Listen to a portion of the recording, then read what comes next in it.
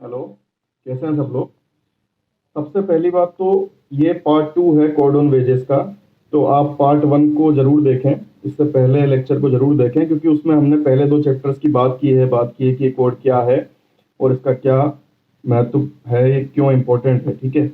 और दूसरी बात यह है कि ये आज क्लास 13 चल रही है इंडस्ट्रियल रिलेशन सब्जेक्ट की, उसके बाद भी मेरे पास कुछ इस तरह क्वेश्चन आ रहे हैं जो बहुत डिस्टर्बिंग है कि सर ये सब्जेक्ट क्या है, इससे डर लग रहा है, समझ में नहीं आ रहा है। तो देखिए, अब 5 महीने बचे हैं आपके पास। ठीक है। अगर आप 5 महीने पहले यूपीएससी जैसे पेपर के ये कह रहे हैं कि सब्जेक्ट आपको समझ में नहीं आ रहा है या फिर इसका क्या पढ़ें, कहाँ से पढ़ें, समझ में नहीं आ रहा है, तो ये मान के चलिए कि आप रेस से बाहर हैं। कहीं ना कहीं कमी आप में है, उस कमी को देखें। अगर 13 क्लासेस के बाद, और एक अलग से मैंने लेक्चर बनाया था कि इंडस्ट्रियल रिलेशन का पेपर कैसे अटेम्प्ट करना चाहिए उसके ऊपर, अगर उसके बाद भी आपको ये नहीं समझ में आ रहा है और आप इस तरह क्वेश्चन पूछ रहे हैं कि सर मुझे कुछ इसकी हवा नहीं लग रही है, कुछ समझ में नहीं आ रहा है, क्या इसका सिलेबस क्या है, क्या पूछा जाएगा, और कुछ लोग पूछ रहे हैं कि सर कोई पेड कोर्स दे रहा है, मैं उससे पढ़ लूँ क्या। तो देखिए, I am not here to suggest you, tell you about anyone. ठीक है। मैं किसी और के बारे में बताने के लिए नहीं हूँ, मैं मेरी बात कर सकता हूँ। और अगर आपको ऐसा लग रहा है कि मैं पैसे नहीं ले रहा हूँ इसलिए मैं क्लियर इन्फॉर्मेशन नहीं दूंगा, या मैं पैसे नहीं ले रहा हूँ या इसलिए मैं कुछ और ही पढ़ा दूंगा, तो फिर आपको जहां लगता है कि जो पैसे ले रहा है और वो सही पढ़ाएगा, आप वहां पढ़ सकते हैं। लेकिन प्लीज ये टाइम नहीं बचा है अब चुनने का या क्वेश्चन पूछने का। बिना शत्रु को इज्जत दिए हुए, बिना सामने वाले को सम्मान दिए हुए कोई युद्ध नहीं जीता जाता। थोड़ी सी आप यूपीएससी को इज्जत दीजिए। 5 महीने पहले आप ये नहीं पूछ सकते कि सब्जेक्ट का सिलेबस क्या है, मुझे समझ में नहीं आ रहा। ठीक है। आपको जो चुनना है आप चुन सकते हैं, आपको जहां से पढ़ना है आप पढ़ सकते हैं, लेकिन अब चुनने और पूछने का समय निकल गया है। मैं सिर्फ इतना बता रहा हूं आपको, अब समय है ओनली, अगर आप मुझसे पूछोगे, करने का। पढ़ने का समय सिर्फ बचा है। जुलाई तक तो आपको सिलेबस ही कंप्लीट कर लेना है किसी भी हाल में, तभी आप अगस्त और सितंबर में उसको रिवाइज करोगे 2 से 3 बार, 3 से 4 बार, तभी आप फुल कॉन्फिडेंटली बैठोगे जाके पेपर में। ठीक है। तो अब पूछने और चुनने का समय नहीं है, पढ़ने का समय है, करने का समय है। ठीक है। अगर आपको डर भी लगता है किसी चीज से, तो एक डराने वाला और एक डरने वाला, दो ही लोग में से आप एक ही बन सकते हो। जब तक आप डरते रहोगे तब तक सामने वाला आपको डराता रहेगा। जिस दिन आपने डर छोड़ के पढ़ना चालू कर दिया, अगर आपको नहीं भी समझ में आ रहा है, तो अगर आपने उस सब्जेक्ट को पढ़ना चालू कर दिया, तब फिर वो आपसे डरेगा। जब तक आप पढ़ोगे नहीं तब तक आपको डर लगेगा। ठीक है। तो डरने और डराने वाले में से डराने वाले की साइड एक बार आके देखिए, एक बार पढ़ के देखिए, एक बार डराने वाले बन के देखिए। जब आप पढ़ेंगे तभी वो चीज आपको समझ में आएगी और तभी आपकी सारी चीजें क्लियर होंगी। जब तक आप डरते रहेंगे कुछ नहीं होने वाला। ठीक है। तो हम बात करते हैं इसके चैप्टर 3 की, पेमेंट ऑफ वेजेस की। तो पेमेंट ऑफ वेजेस में वही लिखा हुआ चैप्टर में जो मैंने आपको पेमेंट ऑफ वेजेस एक्ट के लेक्चर में बताया था। सबसे पहला तो जो इम्पोर्टेंट इसमें डेवलपमेंट था कि जो सैलरी है वो करेंसी नोट्स और करंट कॉइन्स की बजाय अब सीधे अकाउंट्स में भी दी जा सकती है। ठीक है। पहले की तरह कोई रिटर्न स्वीकृति की जरूरत नहीं है कि एम्प्लॉय लिख के देगा तभी आप कर सकते हो। और सेंट्रल गवर्नमेंट ने ये भी कहा था कि जो भी स्टेट गवर्नमेंट्स हैं वो ऑफिशियल गजट निकाल के मुझे बताएं कि आप किस किस इंडस्ट्रीज में, किस किस एस्टेब्लिशमेंट में ऐसा कर रहे हैं। ठीक है। तो वही इसमें लिखा हुआ है कि अब जो है सीधे अकाउंट में और चेक से दी जा सकती है, और स्टेट गवर्नमेंट जो है अपने अलग अलग एस्टेब्लिशमेंट के लिए नोटिफिकेशन निकालें। ठीक है। अब ये सैलरी दी किस तरह जानी है उसके लिए लिखा हुआ है। अगर कोई डेली बेसिस पे काम कर रहा है तो at the end of shift दे दें। अगर वीकली कर रहा है तो लास्ट वर्किंग डे में दें। फोर्टनाइटली कर रहा है तो जो सेकंड फोर्टनाइट खत्म, यानी 15 दिन खत्म होने के बाद जो दूसरा दिन आएगा उस तक आपको दे देनी है। अगर मंथली है तो 7th डे यानी 7वें दिन आपको दे देनी है, 7वें दिन से पहले। ठीक है। अगर कोई एम्प्लॉय रिमूव किया जा रहा है सर्विस से, या फिर रिट्रेंचमेंट किया जा रहा है, ठीक है, या फिर उसने रिजाइन कर दिया है, तो उस सब इस तरह के हर केस में आपको फिर 2 दिन के अंदर उसको दे देना है। ठीक है। अगले 2 दिन के अंदर आपको सैलरी दे देनी है। इसके बाद क्या है कि आपको किस किस रूप में आप उसकी सैलरी में जो है डिडक्शन नहीं कर सकते, कि any payment made by an employ to the employer his agent shall be deemed to be deduction from his wages, कि आपने एजेंट को पैसे दिए थे उसके लिए। ठीक है। उस रूप में आप डिडक्ट नहीं कर सकते। गुड और सफिशिएंट कॉज, जब तक आपके पास नहीं है कि इसने कुछ नुकसान पहुंचाया है, कुछ लॉस मुझे करवाया, जब तक आपके पास उसका सफिशिएंट कॉज नहीं है तब तक आप डिडक्ट नहीं कर सकते। ठीक है, आप प्रमोशन कर रहे हो या डिमोशन कर रहे हो या सस्पेंशन कर रहे हो, ठीक है, किसी भी केस में कि मैं इसका प्रमोशन करने वाला हूँ इसलिए नहीं दिए थे, या फिर मैंने इसका डिमोशन करने वाला हूँ या फिर सस्पेंशन करने वाला हूँ, किसी भी केस में आप ये रीजन देके डिडक्शन नहीं कर सकते। डिडक्शन आप किन किन केस में कर सकते हो? फाइन्स इम्पोज्ड ऑन हिम, कोई आपने फाइन लगाए हुए हैं। Deduction for his absence from duty, absence from duty की वजह से जो है आपने डिडक्शन किया है। डिडक्शन फॉर डैमेज टू और लॉस ऑफ गुड्स, जो कि उसके ट्रस्ट में थी, उसकी मतलब उसके अधिकार में थी, जो वस्तुएं उनमें से कोई नुकसान हुआ है, ठीक है। Deduction for house accommodation supplied by employer, house accommodation आप दे रहे हो इसलिए आप डिडक्ट कर लिया, ठीक है। Deduction for such amenities and services supplied by the employer, तो एम्प्लॉयर जो है कुछ सर्विसेज उसको दे रहा है इसलिए आपने डिडक्ट कर लिया, ठीक है। Deduction for recovery of advances और लोन, एडवांसेस यानी सीधे आपने लोन दिया है एम्प्लॉयर ने या फिर कोई फंड बनाया हुआ है जिसमें से वो लोन ले सकता है, किसी भी केस में आप डिडक्शन कर सकते हो। Deduction for recovery of loans granted for house building और अदर पर्पज, आपने घर बनाने के लिए किसी भी रीजन से लोन दिया हुआ है उसकी रिकवरी के लिए आप डिडक्ट कर सकते हो। डिडक्शन ऑफ इनकम टैक्स और any other statutory levy levied by the central government, कुछ भी इनकम टैक्स है या और कोई टैक्स है उसके लिए आप ले सकते हो। Deduction for subscription to and for repayment of advances from any social security fund, कोई सोशल सिक्योरिटी फंड है, ठीक है, कोई स्कीम है, उसके लिए आप दे रहे हो तब आप डिडक्ट कर सकते हो। कोऑपरेटिव सोसाइटीज के केस में उसका कुछ पार्ट जा रहा है तो आप डिडक्ट कर सकते हो। किसी यूनियन के लिए जो ट्रेड यूनियन एक्ट 1926 से बनी हुई है उसके हिसाब से रजिस्टर है, उसमें आप कर सकते हो, ठीक है। या फिर रेलवे एडमिनिस्ट्रेशन के केस में deduction for recovery of losses, ठीक है, कोई लॉस किया है उसने, ठीक है, रेलवे एडमिनिस्ट्रेशन के केस में तब आप कर सकते हो। या फिर कोई नेशनल रिलीफ फंड है, पीएम रिलीफ फंड है, इस तरह कोई फंड है आप उसमें पैसे दे रहे हो तब आप डिडक्ट कर सकते हो। लेकिन इसके लिए भी आपके पास गवर्नमेंट से पहले स्वीकृति होनी चाहिए, मीन्स इस चीज के लिए आप डिडक्ट कर सकते हो, ये होना चाहिए। इस तरह का सारा जितना भी आप डिडक्ट करोगे वो सैलरी के 50% से ऊपर नहीं हो सकता, ठीक है। सैलरी के 50% से ज्यादा आप डिडक्ट नहीं कर सकते। अगर आप करते हो तो वो लायबल है रिकवरी के लिए, उसकी रिकवरी हो सकती है, ठीक है। अगर आप किसी पे कोई फाइन लगाते हो तो आपको उसी दिन से लगाना जिस दिन उसने गलती की है। आप 3 महीने तक किस्त बांध सकते हो, 3 महीने के बाद में आप उस फाइन को नहीं ले सकते हो, ठीक है। तो जब गलती की तब से लगाना, 3 महीने के अंदर उसको रिकवर कर लेना है, 3 महीने के बाद वो रिकवरी उसकी नहीं जानी चाहिए। और उस फाइन के लिए भी आपके पास गवर्नमेंट का कानून होना चाहिए कि इस वजह से मैं लगा सकता हूँ। 15 साल से कम वाले किसी पे भी आप फाइन नहीं लगा सकते हो, ठीक है। 15 साल से कम वाले किसी बच्चे पे आपको फाइन नहीं लगाना है। तो ये सब चीजें हैं जिनके आधार पे आप फाइन लगा सकते हो। एब्सेंस ऑफ एम्प्लॉय के आधार पे अगर लगा रहे हो तो जो भी उसकी टर्म्स एंड कंडीशन है उनका आपको पालन करना पड़ेगा, ठीक है। अगर आपने कोई फाइन एम्प्लॉय पे लगाया है तो उसको टाइम मिलना चाहिए बताने का कि मैंने क्यों, मतलब उसको अपना एक्सप्लेनेशन देने का टाइम होना चाहिए, ठीक है, तब आप लगा सकते हो। तो ये सारी चीजें हैं कि डिडक्शन फ्रॉम वेजेस आप कब कर सकते हो कब नहीं कर सकते, ठीक है। और इसकी रिकवरी किस तरह से होगी, तो रिकवरी जो मैं कहा कि 50% ज्यादा अगर आप लेते हो तो कोर्ट उसको रिकवर करवा सकती है, ठीक है। अब ये डिडक्शन जो है वो कब कब सही माना जाएगा, गवर्नमेंट ने कहीं भी दिखाया हुआ है इस कोड में या फिर अप्रोप्रिएट गवर्नमेंट जो वहां की स्टेट गवर्नमेंट निकालती है तभी वो डिडक्शन सही माने जाएंगे। ये जो चैप्टर है ये गवर्नमेंट एस्टेब्लिशमेंट पे अप्लाई नहीं होगा जब तक कोई अप्रोप्रिएट गवर्नमेंट निकाल के ना कह दे कि इन एस्टेब्लिशमेंट पे ये लागू है, तब तक ये गवर्नमेंट एस्टेब्लिशमेंट पे लागू नहीं होगा, ठीक है। अब हम बात करते हैं अगले चैप्टर की, पेमेंट ऑफ बोनस, ठीक है। तो पेमेंट ऑफ बोनस एक्ट जो था उससे चैप्टर लिया गया है, ठीक है। इसमें कहा गया है कि कोई भी जो एक कंपनी है उसका जो सरप्लस है उससे पेमेंट दिया जाना है, लेकिन वो या तो जो कैलकुलेट होगा वो 8/1/3 यानी 8 से 1/3% पे इसके हिसाब से कैलकुलेट होगा सैलरी के, या फिर 100 रुपए, इन दोनों में से जो ऊपर होगा उसके हिसाब से इसकी कैलकुलेशन होगी।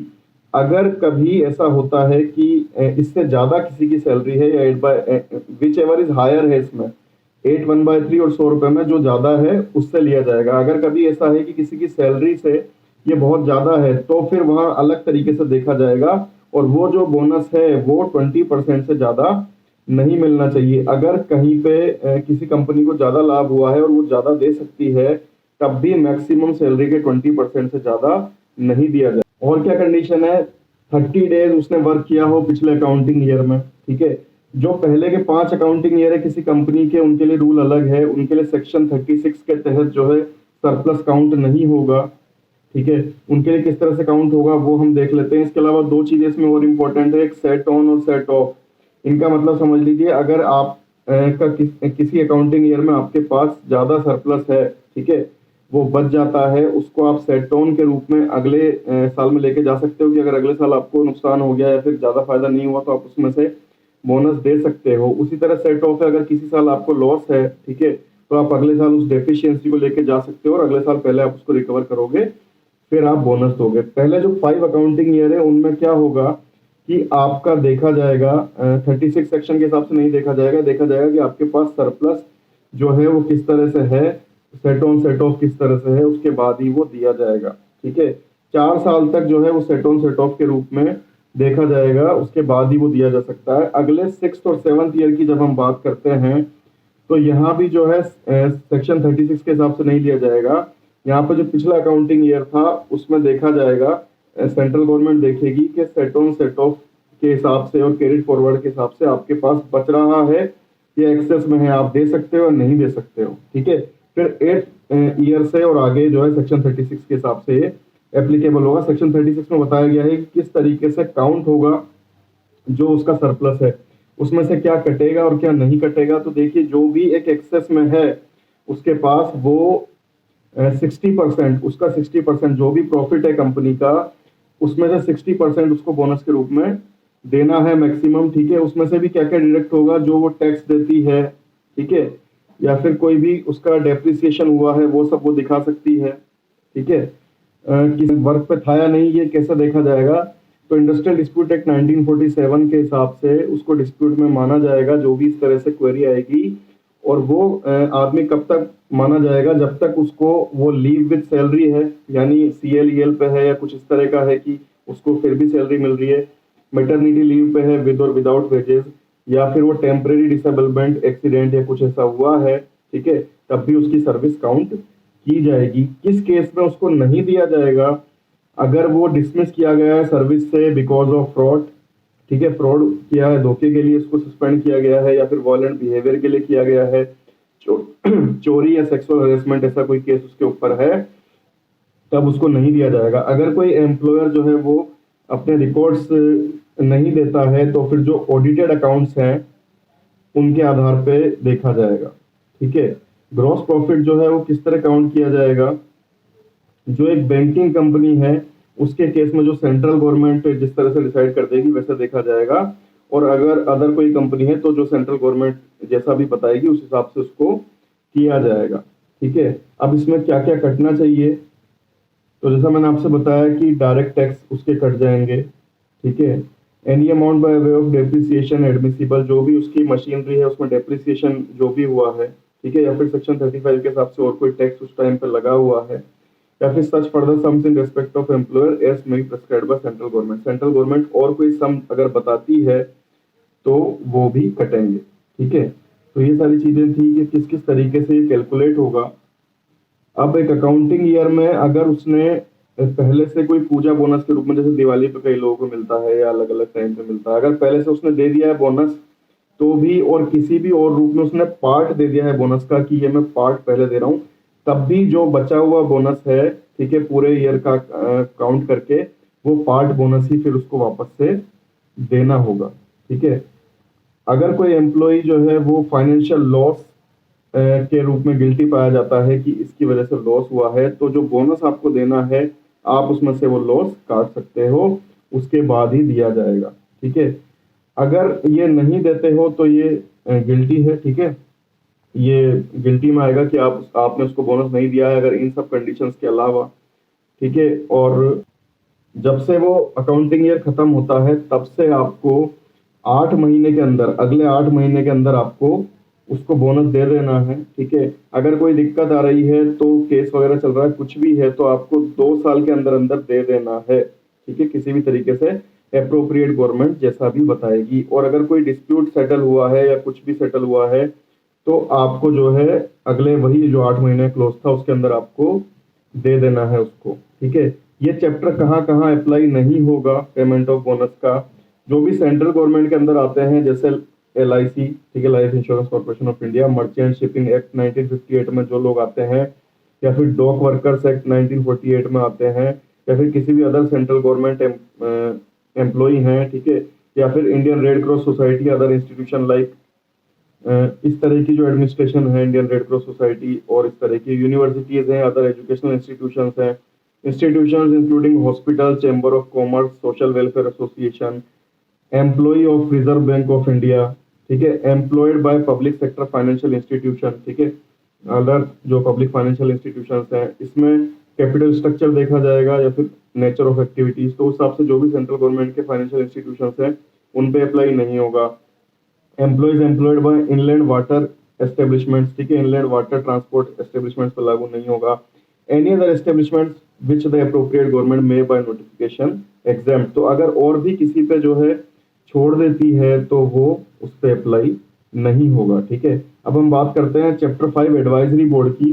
तो एडवाइजरी बोर्ड जो है वो जैसा बात की थी हमने मिनिमम वेजेस और पेमेंट ऑफ वेजेस में, उसी तरह बनाया जाएगा। एम्प्लॉय और एम्प्लॉयर के इक्वल नंबर लिए जाएंगे। 1/3 जो रहेगा वो इंडिपेंडेंट पर्सन का रहेगा, जिसमें से चेयरमैन बनाया जाएगा, ठीक है।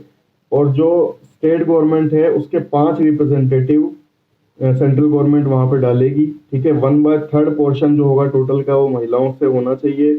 और ये जो है आप सलाह देंगे सरकार को किस किस के लिए, fixation and revision of minimum wages, providing increasing employment for women, extend to which women can be employed and any other matter relating to this code. तो ये सारी चीजों पे ये सलाह देंगे वेज रिवीजन के लिए, ठीक है। महिलाओं का कितना हाथ होना चाहिए, महिलाओं का प्रतिशत बढ़ाया जाए, या फिर और जो कोई भी गवर्नमेंट होगी उसके लिए और कोई भी जो एडवाइस होगी उसके लिए दे सकते हैं। इसी तरह स्टेट गवर्नमेंट बनाएगा स्टेट एडवाइजरी बोर्ड, सेम इसी तरह के पैटर्न पे एम्प्लॉय एम्प्लॉयर का सेम हो, 1/3 महिलाएं हो, 1/3 इंडिपेंडेंट हो, जिसमें से चेयरमैन बनेगा, और वो भी इन्हीं सारी चीजों पे राय देगी स्टेट गवर्नमेंट को। इसके बाद हम बात करते हैं चैप्टर 6 है payment of dues, claims and audit. तो किस किस तरीके से जो है ड्यूज, क्लेम्स और ऑडिट यहाँ पे की जाएगी। तो इस कोड के तहत जो भी कंपनीज हैं उनको सारे इस तरह की चीजें दे देनी चाहिए, ठीक है। जो भी वेजेस इसमें आ रही हैं वो उनको दे देनी चाहिए। अगर वो नहीं देते हैं तो लायबल है केस के लिए, ठीक है। इसमें कहा गया है कि जो भी फर्म फेल होती है इस कोड से चीजें देने के लिए, तो उसके प्रोप्राइटर को जो है फिर केस के लिए उसको जाना पड़ेगा। यहाँ पे जो फर्म कहा गया है, फर्म का मतलब है जो इंडियन पार्टनरशिप एक्ट 1932 में कहा गया, ठीक है। अगर डेथ के केस में जो है नहीं है कोई अथॉरिटी लेने के लिए, मीन्स किसी की डेथ हो गई तो आप किसको दोगे, तो नॉमिनी को तो दे ही सकते हो। अगर नॉमिनी भी नहीं है तो आप जो भी कोई अथॉरिटी है इस तरह की जो इसके लिए बनाई गई है उसको दोगे, और फिर उसका काम है वहां तक पहुंचाना, जैसा पिछले एक्ट में लिखा गया था वैसे ही यहाँ पे कहा गया है। ये किसके बेस पे एप्लीकेशन ले सकती है, एप्लीकेशन ले सकती है एम्प्लॉय कंसर्न से, यानी जिस एम्प्लॉय को दिक्कत आई है, ठीक है, और any trade union registered under 1926 act, ठीक है, या फिर इंस्पेक्टर कम फैसिलिटेटर, इंस्पेक्टर के द्वारा, ट्रेड यूनियन के द्वारा या एम्प्लॉय के द्वारा किसी भी रूप में ये ले सकती है। और इस तरह के क्लेम्स जो हैं वो डिस्ट्रिक्ट मजिस्ट्रेट को या कलेक्टर को सरकार ऑर्डर दे देगी कि आपको कलेक्ट करना है, ठीक है। जो भी आपको फाइल करने हैं केस, वो सेक्शन 45 के तहत आपको अथॉरिटी के पास देने हैं, या फिर अपीलेट अथॉरिटी को देने हैं अंडर सेक्शन 49, या किसी ट्रिब्यूनल को देने हैं, या फिर इंडस्ट्रियल डिस्प्यूट एक्ट 1947 का केस है तो वो आर्बिट्रेटर को रेफर्ड होगा, ठीक है। इसके और अप्रोप्रिएट गवर्नमेंट समय समय पे इनमें चाहे तो बदलाव कर सकती है, ठीक है। इसके बाद हम बात करते हैं चैप्टर 7 इंस्पेक्टर कम फैसिलिटेटर की। तो इंस्पेक्टर कम फैसिलिटेटर वही है जिसकी बात हमने और जो एक्ट है उनमें की थी।